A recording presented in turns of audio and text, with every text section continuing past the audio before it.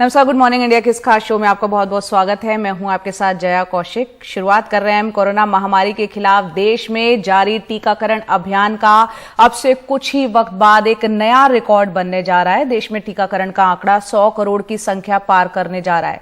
आप तस्वीरें देख रहे हैं, कोविन ऐप में काउंटडाउन भी शुरू हो चुका है। 9,20,000 से ज्यादा ये संख्या लगातार घटती जा रही है। इतनी डोज रह गई है 1 बिलियन यानी कि 100 करोड़ पूरा होने में। एक नया आंकड़ा यहां पर स्थापित होगा। 100 करोड़ की संख्या पार करने हम जा रहे हैं आज।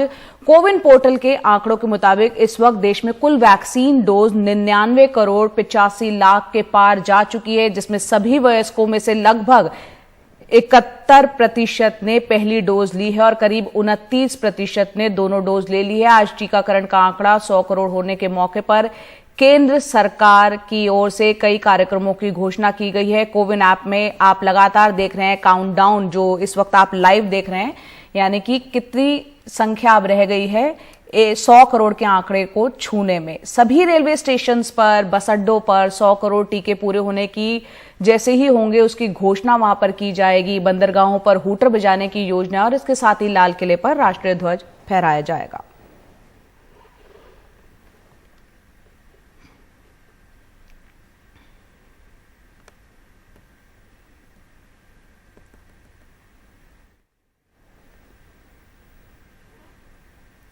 और वहीं पंडित जवाहरलाल नेहरू मेडिकल कॉलेज रायपुर में भी टीकाकरण चल रहा है। और टीकाकरण के मामले में वहां क्या चल रहा है, छत्तीसगढ़ के आंकड़े क्या बता रहे हैं, इस पर ज्यादा जानकारी दे रहे हैं हमारे सहयोगी संकेत उपाध्याय। इस वक्त हम हैं पंडित जवाहरलाल नेहरू मेडिकल कॉलेज रायपुर छत्तीसगढ़ में, जहां पर आप देख रहे हैं कि 1 बिलियन यानी कि 100 करोड़ डोज जो पूरे भारत भर में लग जाएंगी, पहली और दूसरी मिला करके, उसकी तैयारी यहाँ पर भी हो रही है कि वो दिन कब आएगा। अभी फ़िलहाल जिस तरीके से पहले बहुत तेज़ी से टीके लग रहे थे, उस तरीके की चीज़ नहीं देखने को मिल रही है। लोग आ रहे हैं, जैसे कि आपको टीका लगा, अपना टीका लगा करके लग गया टीका है जी, पहला या दूसरा? जी, दूसरा डोज लगा हुआ है। दूसरा लगा जी। कोविशील्ड दूसरा लगा हुआ है और कोवैक्सीन अभी आया नहीं है, तो मेरे एक दोस्त को लग नहीं पाया। अच्छा जी, ठीक है। दर्द वर्द तो नहीं हो रहा? अब जब वो सुई डाल रहे थे थोड़ा सा हुआ, अब तो नहीं हो रहा है। इतना दर्द तो सह लीजिए। हाँ, इतना तो सहनी पड़ेगी, वरना बहुत ज़्यादा सहनी पड़ेगी यदि नहीं लगवाएंगे तो। बिल्कुल। तो यहाँ पर लोग हैं, वो आकर के अपना अनुभव बता रहे हैं। और ये जैसे कि आप देख सकते हैं, वैक्सीनेशन सेंटर है इस मेडिकल कॉलेज में। कुर्सियाँ खूब सारी लगी हैं, लेकिन एक चीज़ जैसे कि आप यहाँ इस हॉल में देख लें, जैसे हमने हर वैक्सीनेशन सेंटर में देखा है, डॉक्यूमेंट चेक होते हैं, पर्ची मिलती है, उसके बाद फिर वहाँ पर इंजेक्शन लगता है और फिर लोगों को इंतज़ार करना पड़ता है, जैसे कि वो यहाँ पर इंतज़ार कर रहे हैं। एक चीज़ जो ज़रूरी है, जो कि यहाँ पर बतानी है, वो है ये आंकड़े। और ये आंकड़े जो हैं, जब हम 100 करोड़ डोज की बात करते हैं, उसमें ये आंकड़े देख लेना बहुत ज़रूरी है। ये छत्तीसगढ़ के आंकड़े हैं और इन आंकड़ों के माध्यम से आपको एक चीज़ समझ में आएगी। ये देखिए, हेल्थ केयर वर्कर्स जो हैं, उनमें अब तक छत्तीसगढ़ में जो वैक्सीन लगी है वो है 91%, यानी कि अभी पूरा 100% ये भी नहीं हुआ है, जबकि सबसे पहले यही शुरू हुआ था। दूसरे डोज में सिर्फ 85%, यानी कि अब तक जो प्रक्रिया जनवरी 2021 में शुरू हुई थी, उसमें भी 100% अचीव नहीं हो पाया है पहली डोज में, और दूसरी में तो वो 85% है। तो ये एक चुनौती है सरकार, राज्य सरकारों के लिए भी और केंद्र के लिए भी, जब हम 100 करोड़ डोज की बात करते हैं। फ्रंट लाइन वर्कर देखिए, पहली डोज जो है वो तो 100% पूरी हो गई यहाँ पर ये आंकड़े सिर्फ छत्तीसगढ़ के हैं। लेकिन जब फ्रंट लाइन वर्कर्स की सेकेंड डोज की बारी आई, वो 80% यानी 20% ड्रॉप हो गया। अब ये एक चिंता का विषय इसलिए है, हो सकता है इनकी डोज ड्यू हो, लेकिन डोज ड्यू होने के अलावा इसमें ये आंकड़े ये भी दिखाते हैं कि बहुत सारे लोग पहली डोज लगा रहे हैं, लेकिन दूसरी लगाने शायद उस तरीके से उत्सुकता ना दिखा रहे हों। 45+ में आप देखिए, ये आंकड़ा 85% है, लेकिन सेकेंड डोज में 55% ही रह जाता है। 18 से 44 के बीच में 63% लोग पहली डोज लगा चुके हैं छत्तीसगढ़ में, लेकिन 18 से 44 में जो दूसरी डोज है वो सिर्फ 31% लोगों ने लगाई है। इसके वही जो 2 मायने मैं आपको बता रहा था कि एक मायना तो ये हो सकता है कि इनकी डेट अभी ड्यू नहीं हुई है, लेकिन फ्रंट लाइन वर्कर्स पे और हेल्थ केयर वर्कर्स पे ये लागू नहीं होता है। और दूसरा इसका कारण यही है कि शायद लोग अपना दूसरा डोज ले नहीं रहे हैं, या उनको ऐसा लगता है कि अब क्या है, बीमारी तो है नहीं, सब घूम फिर रहे हैं। तो फिर क्यों लगवाएं? ये एक बड़ी चुनौती बन करके राज्य सरकार और केंद्र सरकार के सामने आ रही है, खास एक ऐसे वक्त में जब हम 100 करोड़ टीकों का जश्न कह लें या खुशी कह लें मनाने जा रहे हैं। चुनौती अभी भी बाकी है क्योंकि वायरस अभी भी जिंदा है। रायपुर से अश्विनी के साथ संकेत उपाध्याय, एनडीटीवी इंडिया। प्रियंका गांधी वाड्रा उत्तर प्रदेश में इन दिनों काफी एक्टिव हैं, चाहे हाथरस हो, लखीमपुर खीरी या फिर अब आगरा। पीड़ित परिवार से मिलने प्रियंका आगरा पहुंची। आपको बता दें, आगरा में सफाई कर्मी अरुण वाल्मीकि की मौत पर सियासत काफी गर्मा गई है। प्रियंका गांधी को जिस तरह लखीमपुर में पीड़ित किसानों के परिवार से मिलने से रोकने की कोशिश हुई, ठीक वैसी ही कोशिश कल एक बार फिर यूपी पुलिस ने की।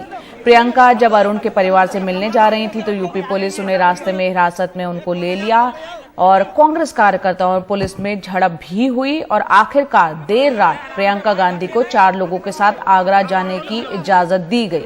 पीड़ित परिवार से मिलकर प्रियंका गांधी ने हर संभव मदद का भरोसा दिया है। सफाई कर्मी अरुण वाल्मीकि की पुलिस हिरासत में मौत हुई थी। आगरा पुलिस पर इल्जाम है कि उसने चोरी के एक आरोपी अरुण वाल्मीकि को हिरासत में इतना मारा कि उसकी मौत हो गई।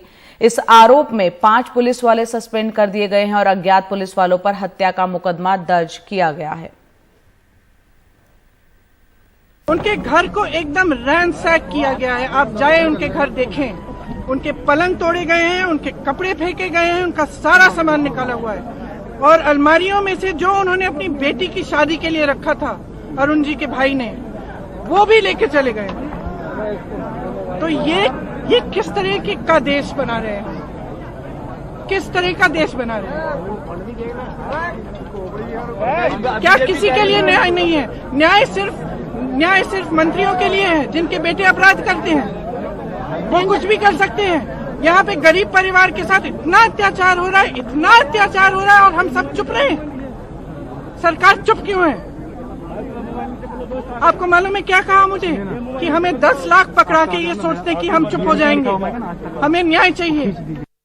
गुड मॉर्निंग इंडिया में आपका स्वागत है। मैं हूं शारिक खान। कोरोना महामारी के खिलाफ देश में जारी टीकाकरण अभियान का नया रिकॉर्ड बनने जा रहा है। देश में टीकाकरण का आंकड़ा 100 करोड़ की तादाद पार करने वाला है। कोविन पोर्टल के आंकड़ों के मुताबिक देश में कुल वैक्सीन डोज 99 करोड़ 85 लाख के पार हो गई है, जिसमें सभी वयस्कों में से लगभग 71% ने पहली डोज ली है और करीब 29% ने दोनों डोज ले ली। आज टीकाकरण का आंकड़ा 100 करोड़ होने के मौके पर केंद्र सरकार की ओर से कई कार्यक्रमों की घोषणा की गई है। सभी रेलवे स्टेशनों और बस अड्डों पर 100 करोड़ टीके पूरे होते ही घोषणा की जाएगी। बंदरगाहों पर हूटर बजाने का कार्यक्रम है। इसके साथ ही लाल किले पर राष्ट्रीय ध्वज भी फहराया जाएगा।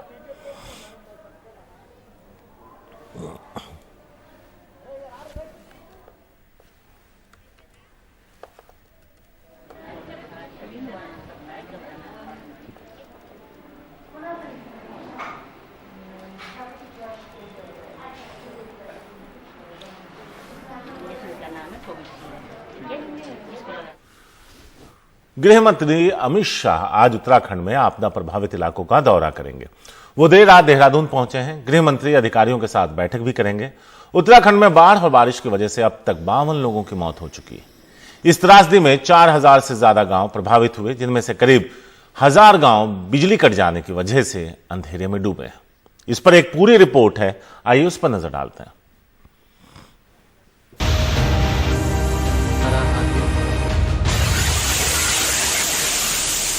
बारिश रुक गई है, लेकिन बचाव की चुनौती बची हुई है। उत्तराखंड में अब लापता लोगों की तलाश तेज की गई है। बुधवार को नैनीताल जिले के तल्ला रामगढ़ में 2 लोगों के शव मिले। अब भी जिन इलाकों में भारी भूस्खलन हुआ है, वहां कई लोग लापता हैं, जिनकी तलाश चल रही है। नैनीताल जिले में हालात तो समय के साथ साथ सुधर रहे हैं। अभी भी कई स्थानों पे वहाँ पे राहत एवं बचाव कार्य चल रहा है। जब आपसे बात हो रही है तभी भी चल रहा है। गुरुवार को उत्तराखंड के मुख्यमंत्री पुष्कर सिंह धामी ने बाढ़ प्रभावित इलाकों का हवाई सर्वे किया। राज्य सरकार ने आपदा में मारे गए लोगों के परिजनों को 4 लाख रुपए मुआवजा देने का ऐलान किया है। 4 लाख का तत्काल मुआवजा देने को लोग कहा है, जहां पर मृत्यु हुई है जिन परिवारों में, और साथ ही साथ प्रत्येक डीएम को 10-10 करोड़ रुपए जो है आपदा राहत के लिए उसको एक पैसा स्वीकृत कर दिया गया है कि वो तत्काल जो भी जरूरी व्यवस्थाएं वो करें। उत्तराखंड के अल्मोड़ा और रानीखेत के इलाके भूस्खलन और सड़कें टूटने की वजह से अब भी कटे हुए हैं। रानीखेत में ईंधन की सप्लाई इमरजेंसी सेवाओं के लिए सीमित कर दी गई है। कई इलाकों में फोन और इंटरनेट सेवाएं बुरी तरह प्रभावित हुई हैं। सबसे ज्यादा नुकसान दूर दराज के गांवों में हुआ है, जहां सड़कें टूट जाने से राहत बचाव सामग्री पहुंचाने में काफी मशक्कत करनी पड़ रही है। उत्तराखंड के बाढ़ प्रभावित इलाकों में फिलहाल बारिश काफी कम हो गई है और इन सैटेलाइट इमेजेस में आप देख सकते हैं कि उत्तराखंड के आसपास के जो इलाके हैं वहां पर क्लाउड मास लगभग खत्म हो चुका है।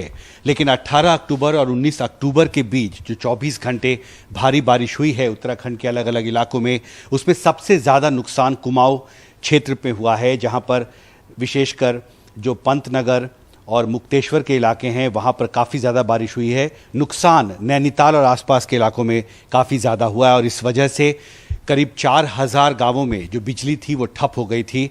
कोशिशों के बावजूद करीब 3000 गांवों में बिजली बहाल ज़रूर की गई है, लेकिन 1000 के आसपास गांव अब भी ऐसे हैं जहां पर बिजली दोबारा रिस्टोर नहीं हो पाई है। बाढ़ प्रभावित दुर्गम इलाकों में सैकड़ों पर्यटक फंसे हुए हैं, जिन्हें निकालने का काम जारी है। दिल्ली से कैमरामैन जोसेफ के साथ हिमांशु शेखर, एनडीटीवी इंडिया। कांग्रेस महासचिव प्रियंका गांधी यूपी में काफी एक्टिव है, चाहे हाथरस हो, लखीमपुर खीरी या फिर अब आगरा। पीड़ित परिवार से मिलने प्रियंका आगरा पहुंची। आपको बता दें, आगरा में सफाई कर्मी अरुण वाल्मीकि की मौत पर सियासत गरमा गई है। प्रियंका को जिस तरह लखीमपुर में पीड़ित किसानों से परिवारों से मिलने से रोकने की कोशिश हुई, ठीक वैसे ही कोशिश कल एक बार फिर यूपी पुलिस ने की। प्रियंका जब अरुण के परिवार से मिलने जा रही थी तो यूपी पुलिस ने उन्हें रास्ते में हिरासत में ले लिया। कांग्रेस कार्यकर्ताओं और पुलिस में झड़प भी हुई और आखिरकार देर रात प्रियंका गांधी को 4 लोगों के साथ आगरा जाने की इजाजत दी गई। पीड़ित परिवार से मिलकर प्रियंका ने हर संभव मदद का भरोसा दिया है। सफाई कर्मी अरुण वाल्मीकि की पुलिस हिरासत में मौत हुई थी। आगरा पुलिस पर इल्जाम है कि उसने चोरी के एक आरोपी अरुण वाल्मीकि को हिरासत में इतना मारा कि उसकी मौत हो गई। इस आरोप में 5 पुलिस वाले सस्पेंड कर दिए गए हैं और अज्ञात पुलिस वालों पर हत्या का मुकदमा दर्ज हो गया है। उनके घर को एकदम रैंसैक किया गया है। आप जाए उनके घर देखें, उनके पलंग तोड़े गए हैं, उनके कपड़े फेंके गए हैं, उनका सारा सामान निकाला हुआ है और अलमारियों में से जो उन्होंने अपनी बेटी की शादी के लिए रखा था अरुण जी के भाई ने, वो भी लेके चले गए। तो ये किस तरह का देश बना रहे हैं, किस तरह का देश बना रहे हैं?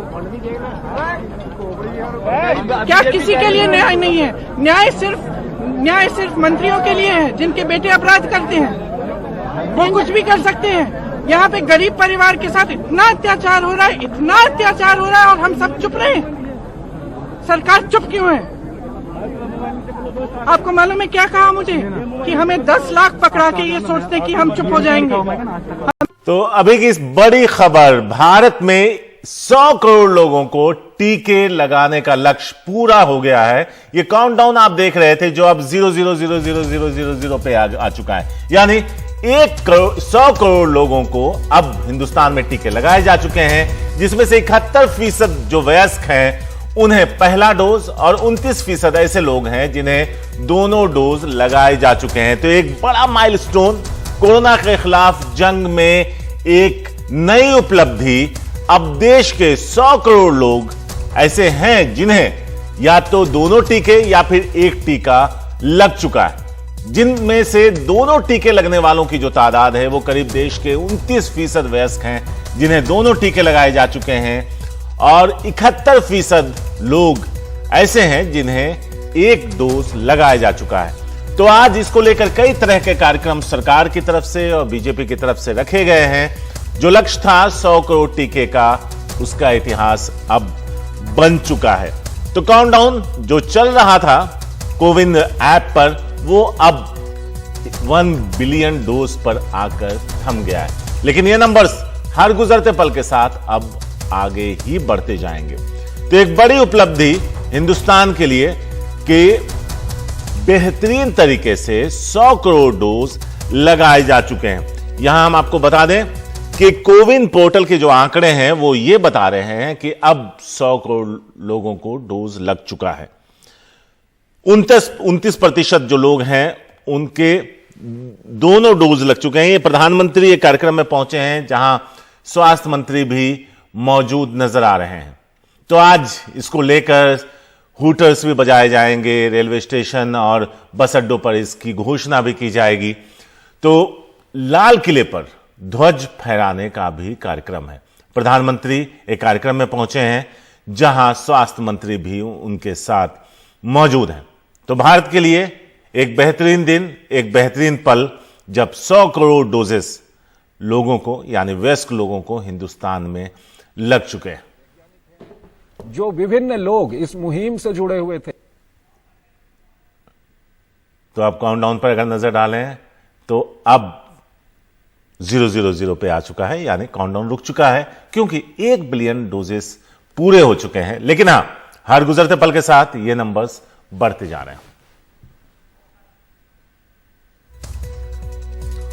और अब एनडीटीवी इंडिया पर वक्त है आपको गुड मॉर्निंग इंडिया के दौरान जो खबरें हमने दिखाई, उन खबरों में 5 खबरें बताने का, जिसमें आप बताएं पोल में हिस्सा लेकर के कौन सी खबर है जो आप देखना चाहते हैं। पहली खबर, भारत के लिए ऐतिहासिक दिन, 100 करोड़ डोज दिए जा चुके हैं। नंबर 2 पर जेल में आर्यन खान से मिलने पहुंचे शाहरुख खान। नंबर 3 पर आगरा की खबर, पीड़ित परिवार से मिली प्रियंका गांधी। नंबर 4 पर उत्तराखंड की खबर, 52 की मौत, आज अमित शाह का दौरा। नंबर 5 पर धनबाद में जज मौत केस में सीबीआई ने चार्जशीट दायर की, कहा जानबूझकर मारी गई उन्हें टक्कर। तो आप हमें बताएं कौन सी खबर है जो आप दिन भर विस्तार से देखना चाहते हैं। एनडीटीवी इंडिया के यूट्यूब चैनल पर जाइए, पोल में हिस्सा लीजिए। वक्त एक छोटे से ब्रेक का है।